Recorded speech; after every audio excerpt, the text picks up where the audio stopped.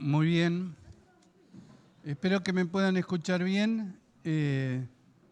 Vamos a seguir considerando la historia del Señor Jesús. Recuerden que esto es una clase, así que pueden interrumpir, pero para decir algo que tenga que ver con la clase. No para decir cualquier cosa, ojo. A ver cuán atentos estamos hoy. Nos alegra poder estar juntos y poder compartir el mensaje de la fe, la historia de Jesús. Cuán importante es entonces que como creyentes conozcamos la vida del Señor Jesús. Porque estoy seguro que a cada paso, en cada paso de su vida, de su trayecto en esta tierra, tiene algo para decirnos. Y hoy vamos a considerar la tercera gira que él hizo por Galilea. Quisiera invitarles a abrir la Biblia en el Evangelio según San Mateo, capítulo 9, versículos 35 en adelante.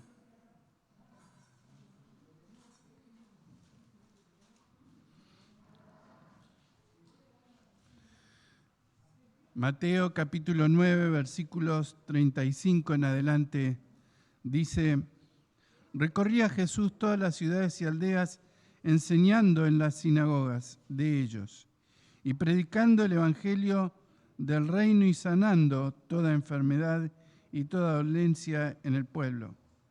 Y al ver las multitudes, tuvo compasión de ellas, porque estaban desamparadas y dispersas como ovejas que no tienen pastor. Entonces Jesús dijo a sus discípulos: a la verdad, la mies es mucha, mas los obreros pocos.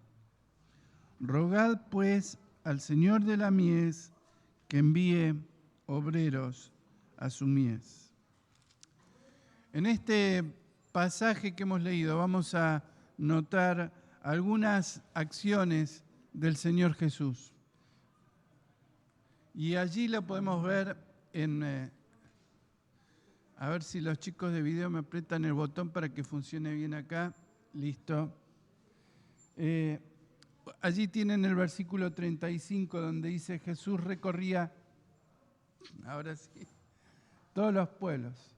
Primer verbo, recorría. Segundo verbo, enseñando. Tercer verbo, anunciando. Cuarto verbo, sanando. Vamos a ver cada uno de estos verbos porque son algo importante dentro del ministerio del Señor Jesús. Lo primero que podemos decir es entonces que recorría, y recorría todos los pueblos. Nosotros, como les contaba hace un ratito, tuvimos la oportunidad de visitar Jujuy para servir al Señor y hemos recorrido algunos pueblos de Jujuy. También a lo largo de la vida uno ha tenido la oportunidad por el servicio de poder recorrer pueblos de otras regiones y ver que cada pueblo adquiere su propia fisonomía, su propia característica. Es muy distinto un pueblo del sur del país a un pueblo que está en el norte del país. Y cada una de esas características hacen al lugar. Así que, en primer lugar, en este recorrido que hizo el Señor Jesús, me preguntaba qué era lo que él veía. Y eso es lo que vamos a tratar de analizar rápidamente. Entonces, cuando él recorría las aldeas, lo primero que ves en un pueblo son las casas. ¿Cómo son las casas? Y en esta imagen ustedes tienen descriptas las casas de Israel en aquel entonces. Como pueden apreciar, el techo era de paja. De modo que cuando la Biblia nos cuenta que abrieron el techo para que descienda el paralítico, podemos comprenderlo, no era un techo de cemento, era un techo de chapa, tampoco no podían retirar las chapas, sino era un techo de paja. Y el techo de paja fácilmente se puede desmontar, se podía abrir y por ese hueco descender a un paralítico. Eran casas con una sola habitación central, donde allí transcurría todo. Claro, uno por ahí en las películas ve palacios y demás, pero la casa de la gente era una casa sencilla, de una sola habitación central, donde allí transcurría todo. Un patio donde se cocinaba y donde estaban los animales, pero no mucho más. Eran casas sencillas. Y recorriendo esas aldeas, podríamos preguntarnos qué veía el Señor Jesús. ¿Gente trabajando o gente descansando? Allí tenemos una ilustración de cómo sería una panadería. Y por cierto que el pan adquiere distintas características cada vez que uno recorre el país, ¿no? Nosotros estamos muy acostumbrados al pan francés, que tiene una forma alargada, pero en el norte hay un pan que es chatito, que lo hacen en el horno de barro, que es muy rico. Y bueno, algún recuerdo nos trajimos, ¿eh? Entonces, en cada lugar la alimentación adquiere características particulares y en Israel no era la excepción. Asimismo, otra de las costumbres que había en Israel era el lagar, donde se pisaban las uvas para hacer el vino. La Biblia no tiene problema de hablar de vino. Cuando habla de vino, no es jugo de uva, es vino, no tengan duda de ellos. Y en un sentido, tomar vino era más seguro que tomar agua, porque no había proceso que se le hiciera al agua en aquel entonces. Entonces, como dijo Pablo a Timoteo, que estaba bien que tomase un poquito de vino por causa de su estómago. La Biblia desde ya condena la borrachera, así que el vino es posible tomarlo, y una de las costumbres que hallamos en la Biblia es la referencia constante al vino. El Señor multiplicó y cambió el agua en vino, ¿se acuerdan? Y el Señor, cuando estableció la cena, habló de vino, no de jugo de uva. Así que lo ideal, si no hay un impedimento de salud, es tomar los vasitos que tienen vino. Eso es lo que la Biblia ordena y prevé. Otra imagen que él habrá visto, a las mujeres trabajando. Uno puede pensar que la mujer estaba reservada para la cocina y no mucho más. Sin embargo, cuando lee el libro de Proverbios, se encuentra que la mujer virtuosa realizaba un montón de tareas mucho más allá de la cocina. Pero si quieren cocinar rico, cocinen. Y acá vemos a las mujeres preparando el trigo. Pues no era ir a la cooperativa y comprar 2 kilos de harina, había que hacer el proceso. Entonces el Señor caminaba por las calles y veía a las mujeres ocupadas en esas cosas. Y el alfarero, otro oficio común y necesario, porque no había vasos como los conocemos hoy, todo se manejaba a través de vasos hechos por un alfarero. Había jarras, jarrones de todo tipo para conservar agua dentro de las casas. Y esto habrá sido parte, insisto, de lo que el Señor Jesús veía. La pesca no era pesca deportiva, era pesca comercial. Cuando se nos dice que eran pescadores, es porque realmente eran pescadores. Y una imagen muy común habrá sido la del pescador, y la oferta de pescado. Hoy en día conseguir pescado en Bahía es bastante complejo. Antes íbamos al mercado municipal y allí teníamos excelentes pescaderías. Ahora no existe más ello, hay que encontrar la pescadería. Pero en Israel era más frecuente, en Galilea, al pescador que aquel que tuviera una carnicería. ¿Y cómo se comía? Y esto el Señor muchas veces lo hizo. no se comía como lo hacemos nosotros, sentados en una mesa, sino como se observa en la figura, sentados en el piso. El problema no era comer, el problema era levantarse después de comer. Entonces, había algún encargado que te ayudaba, supongo, que una grúa que te levantaba después de comer.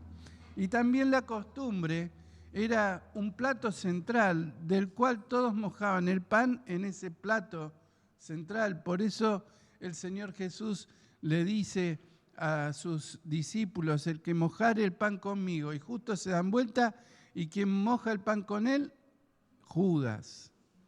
Ese era el que lo iba a traicionar. La costumbre, no había platos tampoco. El pan, que era un pan redondito y blando, servía de plato, entonces se mojaba en ese plato central y se comía. Lo importante es que se comía, no cómo se comía, ¿verdad? Entonces, la gente tenía costumbres distintas al momento de comer, pero comían, que es lo importante. No hubiéramos pasado hambre. Y allí en muchas cenas se desarrollan hermosas historias. ¿Se acuerdan alguna vez que el Señor Jesús haya comido con alguien? ¿Con quién comió? Con Zaqueo. Zaqueo lo invitó a su casa a comer. ¿Y con quién comió? Con los discípulos un montón de veces, seguramente, durante los viajes. Y así vemos cómo muchas de las conversaciones que hallamos en los evangelios surgieron de alguna comida. Por tanto, tenemos algo muy lindo, muy sencillo. Ahora, ¿por qué el Señor Jesús hizo estas giras? Porque el Señor quería estar con la gente. Cuando transitamos a través de un pueblo y caminamos, nos encontramos con la gente, con su vestimenta particular. Ahora, los medios sociales, los medios audiovisuales, las redes han monopolizado, han generalizado las cosas de tal modo que vos vas a cualquier lugar del mundo y todo el mundo se viste igual. Cuando tuvimos la oportunidad de ir a Cuba en el 2018, yo pensaba que la gente iba a vestir quién sabe de qué manera, sin embargo vestían igual que nosotros. Pensaba que no íbamos a ver, tatuajes, sin embargo la gente se tatuaba. Lo único extraordinario fue ver a algunas personas vistiendo totalmente de blanco, inclusive usando un sombrero blanco. ¿Qué eran esos? Santeros, religiosos, que adoraban a los muertos, brujos, por así decirlo. Y por un año tienen que vestir totalmente de blanco. No, Aide no es santera, se viste de blanco porque le gusta. No está hoy, pero si prestan atención, Aide suele estar de blanco o de negro. Pero en esa gama se maneja ella. Ahora, en segundo lugar, cuando el Señor Jesús llegaba, llamaba la atención, porque se había corrido la voz acerca de quién era Jesús. Y todo el mundo sabía, todo el mundo estaba esperando, de algún modo, que el Señor Jesús pase. Y Él mantuvo el trato con la gente. Sus enemigos estaban también ahí, preparados, acechándolo, haciendo planes, elaborando preguntas tramposas para que el Señor Jesús actuase. Y también notamos que se reunía en lugares públicos, donde toda la gente podía estar con Él, pero también en algunas ocasiones en lugares privados, como fue, insisto, la cena con Zaqueo, una casa, una vivienda, alguien que le recibió. Por eso el Señor caminaba entre la gente. Ahora, si viene, ¿por qué tenía interés de estar con la gente? Y esto lo vamos a hallar en este pasaje. Versículo 36. Y al ver las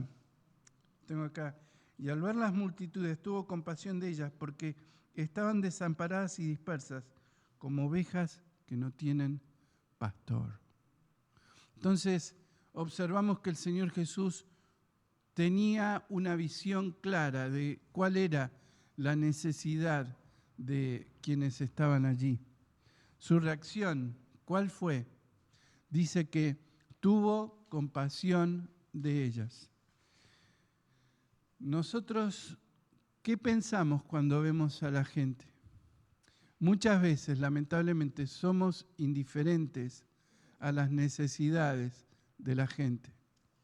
Podemos pasar por al lado de alguien que está padeciendo e ignorarlo por completo.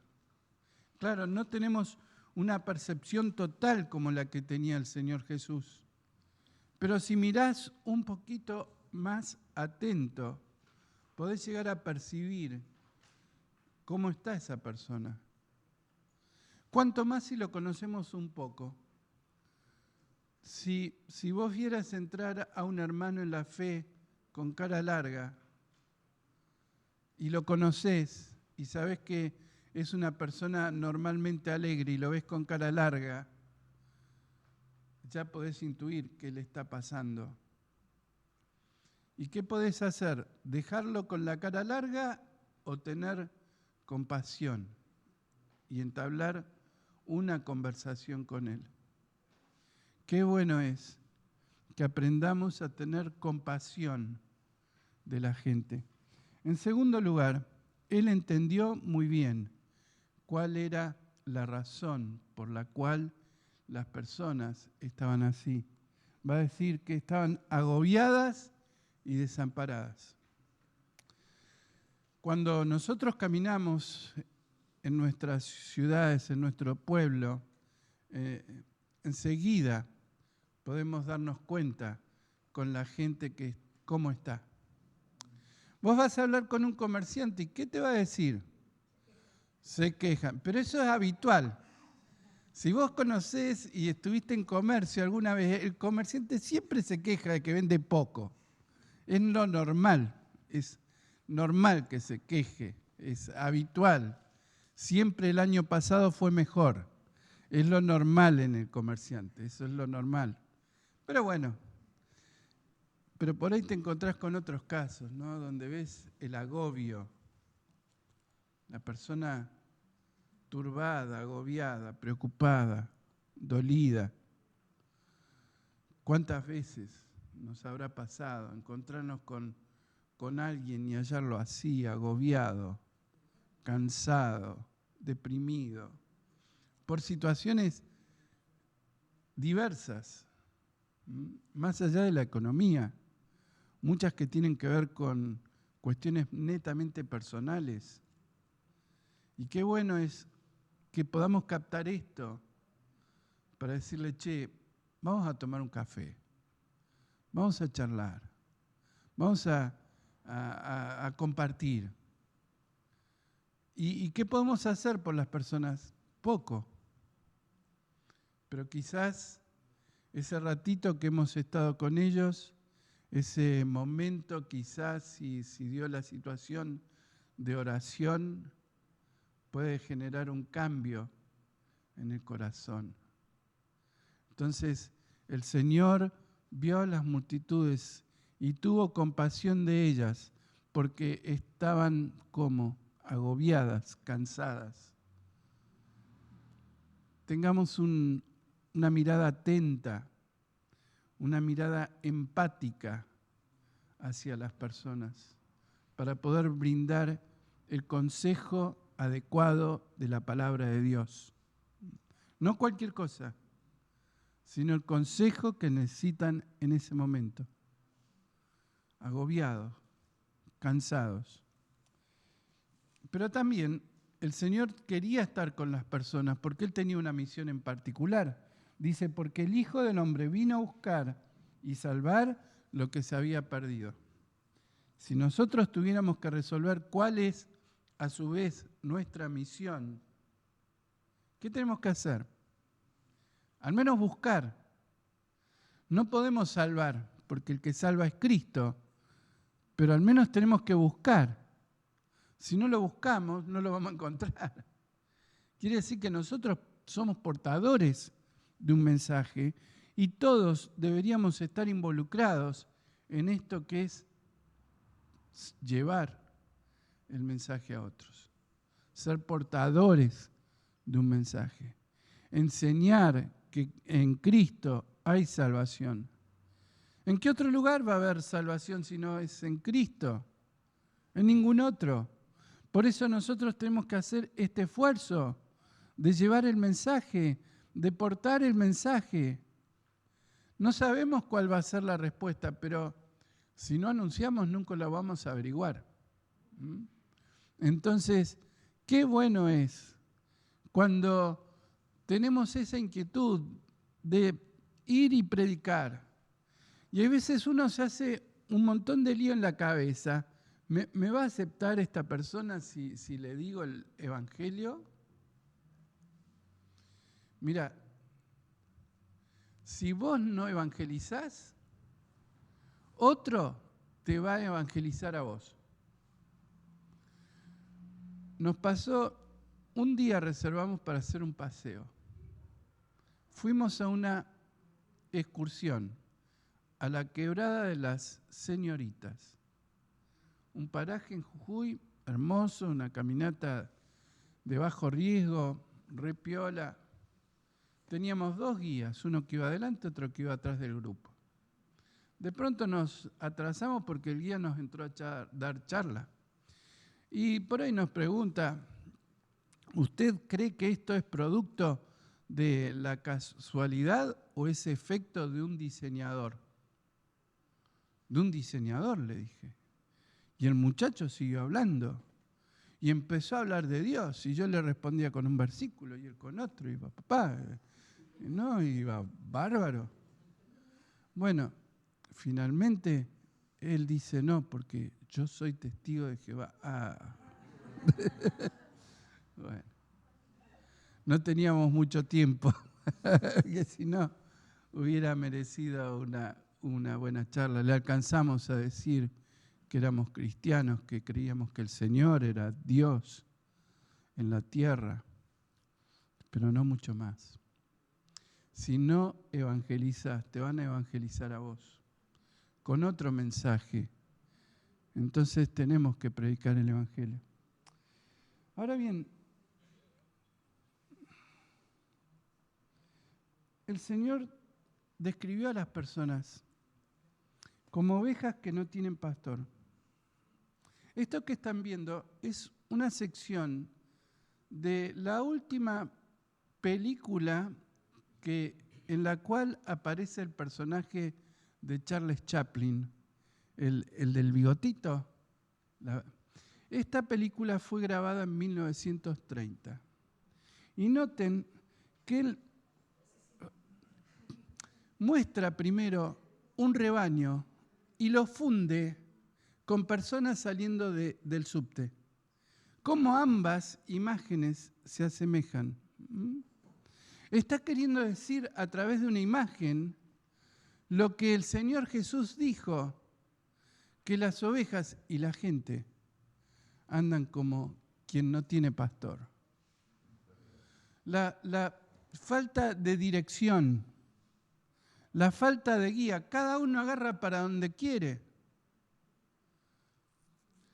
Cada uno piensa lo que quiere, cada uno vive como quiere, cada uno vive su historia como puede, sin dirección, como bien les parece. Por eso estamos como estamos, como ovejas que no tienen guía, que no tienen dirección. Las ovejas, a diferencia de otros animales, necesitan la figura de alguien que los cuide. En cambio, vos ves a una cabra y las cabras se las arreglan solas. Vos tenés un perro, le tenés que dar de comer, tenés un gato y el gato vive su vida. Te saluda de vez en cuando él quiere, por supuesto. Pero, ¿entienden? Así como hay algunos animales que necesitan la figura humana, la gente en general necesita alguien que los guíe. ¿Cuáles son las guías y direcciones? Los artistas, lo que hacen, lo que dejan de hacer, cómo visten, cómo se desvisten. ¿Cuánto cuidado deberíamos tener? Otro medio que utilizó el Señor Jesús fue un campo listo para ser cosechado.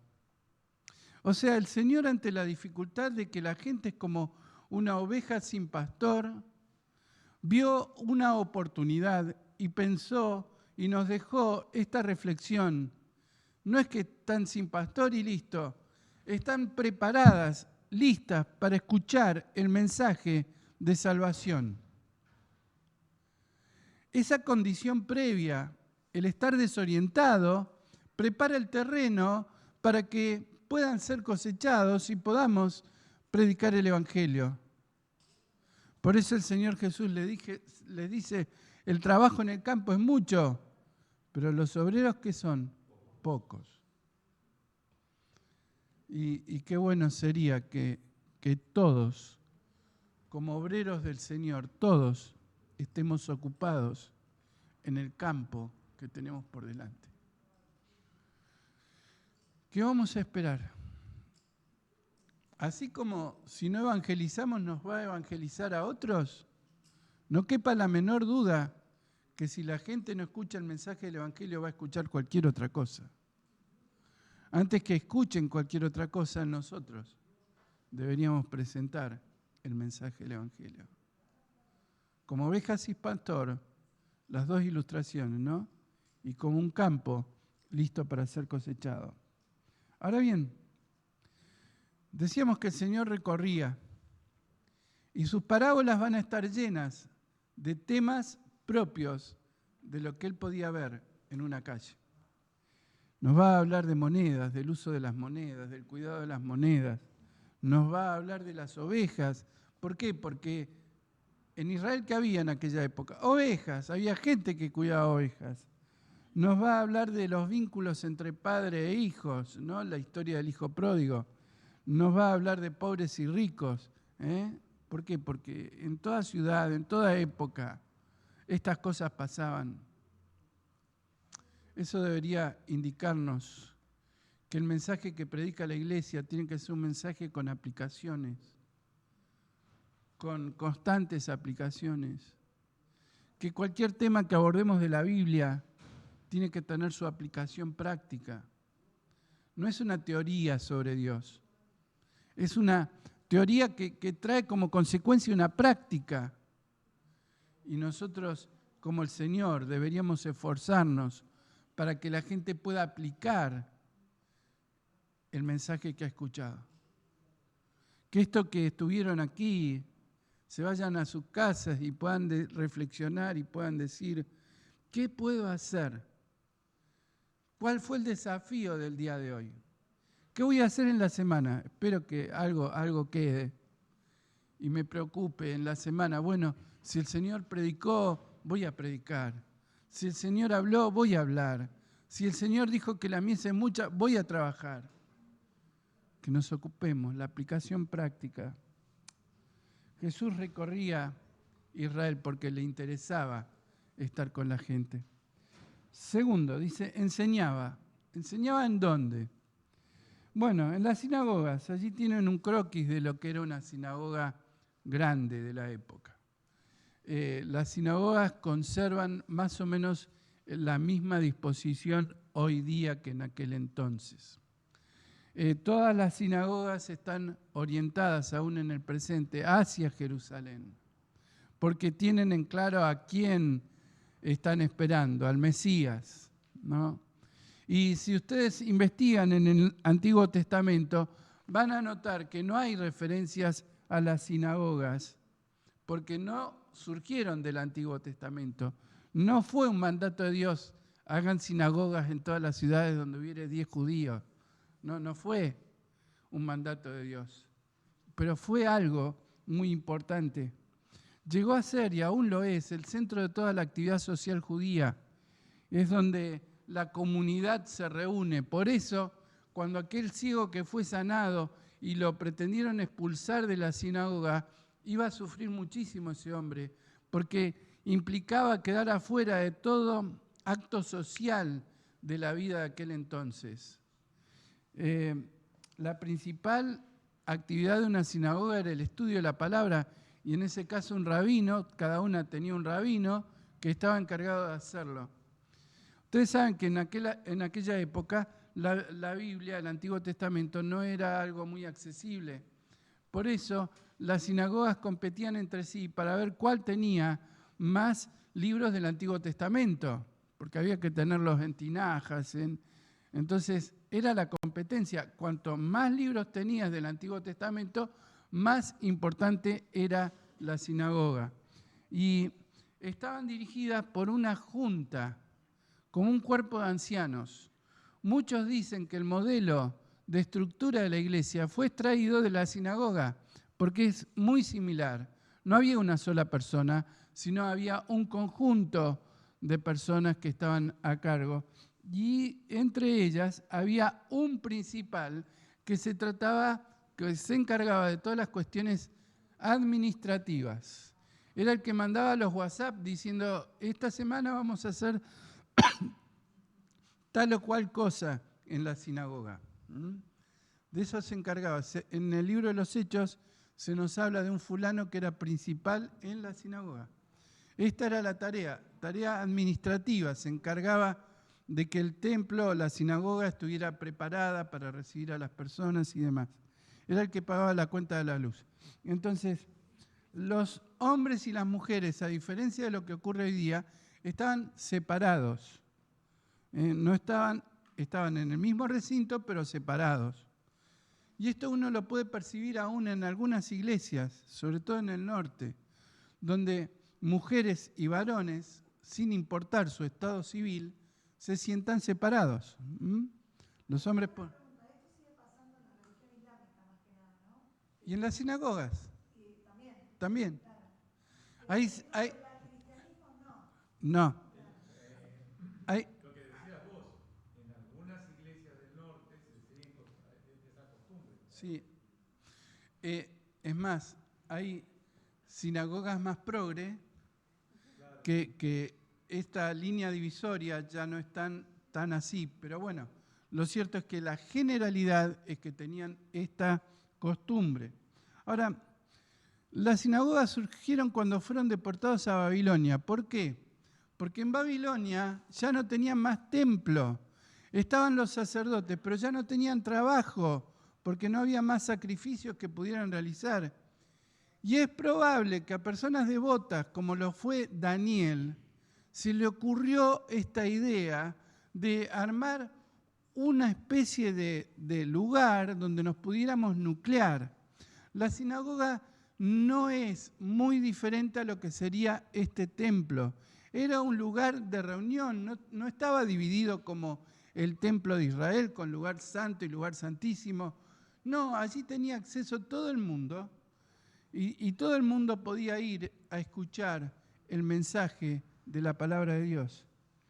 Y durante la semana, las sinagogas funcionaban las escuelas. Y como no podían llevar la Biblia, porque era muy importante, muy grande, muy incómodo, buena parte de la tarea de los chicos era aprender de memoria todo el Antiguo Testamento. Así que imaginen a ustedes que el domingo que viene le digan a sus hijos, tenemos que aprender para el domingo que viene todo el Pentateuco de memoria. Demandaba esfuerzo, demandaba tiempo. Pero cuando ustedes leen un discurso del apóstol Pedro, como fue el primero o el segundo en el libro de los Hechos, y Pedro empieza a citar a este profeta y a otro profeta y al otro de más allá, ¿qué tenía el Antiguo Testamento? Lo estaba citando de memoria. Y cuando María en el Magnificat expresa su alabanza al Señor, comienza a citar también un montón de versículos de memoria. De modo que, a diferencia del Islam, la educación que percibían las mujeres judías era equivalente a la educación que percibían los varones. Era el mismo nivel. No había problema en ello. El Islam tiene otra cosa, otra creencia, nada que ver con la Biblia.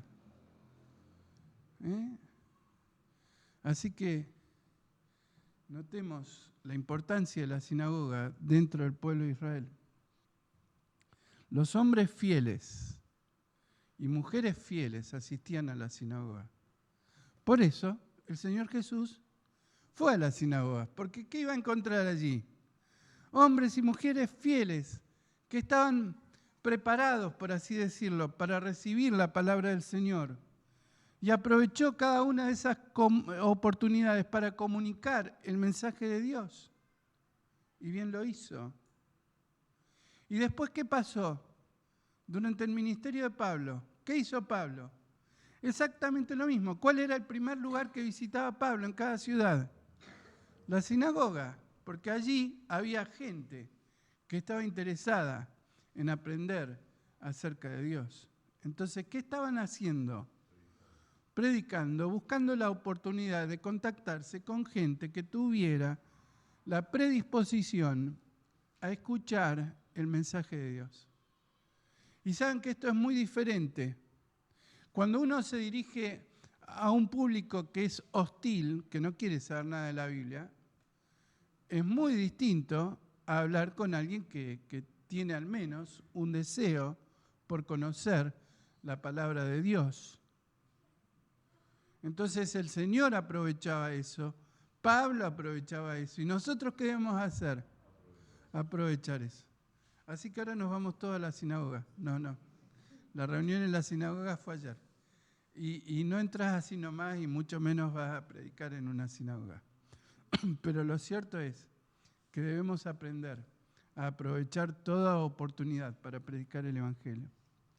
Entonces, enseñaba en las sinagogas. ¿Por qué? Porque allí estaba la gente que buscaba a Dios. Tercer verbo, predicaba. Bueno, me preguntaba en esa fallida, ¿existe alguna diferencia entre enseñar y predicar? Nosotros la establecemos, pero lingüísticamente no existe. Es lo mismo, enseñar y predicar. Nosotros creemos que predicar tiene el enfoque precisamente en la salvación. Pero a la vez, cuando predicamos, ¿qué estamos haciendo? Enseñando.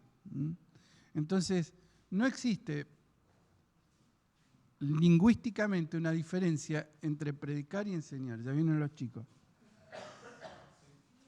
Predicar es invitar a que los sigan. Eso es lo que hacía el Señor Jesús. Y por último, los sanaba. No vamos a entrar en este último aspecto, pero acá habla mucho más de la sanidad física. ¿A qué refiere? La sanidad espiritual, que es mucho más importante. ¿De qué valiere si una persona tiene la salud y no tiene la salvación? Entonces, el Señor nos enseñó también acerca de la importancia de la sanidad espiritual. Muchos de los que fueron sanados, ¿qué terminaron haciendo? Creyendo en el Señor. Así que nosotros tengamos en claro que la sanidad más importante es la sanidad del corazón. Eso arregla todo. Si el corazón está bien, eso lo arregla todo. Vamos a concluir, pues los chicos ya han venido. Deseamos que el Señor les bendiga. Sigan leyendo los evangelios para continuar con los pasos en la vida del Señor Jesús. Vamos a orar al Señor y pedirle a Él que Él nos guíe en el resto de este día. Padre Celestial, te damos gracias porque hemos podido compartir un tiempo juntos estudiando tu palabra. Queremos pedirte que tú nos ayudes para vivir de acuerdo a las lecciones que aprendemos en ella. Te rogamos que en esta semana, así como el Señor nos enseñó a predicar, nosotros también seamos predicadores eficaces de tu palabra. Te rogamos esto En el nombre del Señor Jesús. Amén.